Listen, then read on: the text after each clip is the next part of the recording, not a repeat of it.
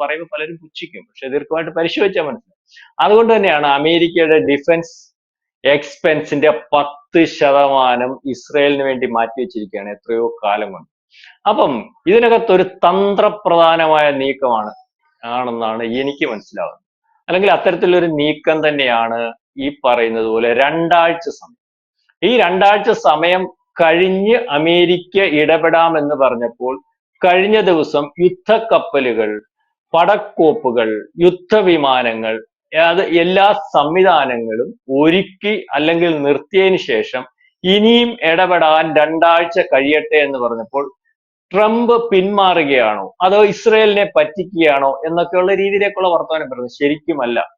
ഓരോ ദിവസത്തെയും യുദ്ധത്തിനകത്ത് ഇന്നലെ തന്നെ യുദ്ധം അങ്ങോട്ടും ഇങ്ങോട്ടും വലിയ വലിപ്പത്തിൽ നടന്നുകൊണ്ടിരിക്കുകയാണ്. കൂടുതൽ വാർത്തകളും വിശേഷങ്ങളും നിങ്ങളിലേക്ക് എത്താൻ ABC മലയാളം സബ്സ്ക്രൈബ് ചെയ്യുക, ബെൽബട്ടനും അമർത്തുക.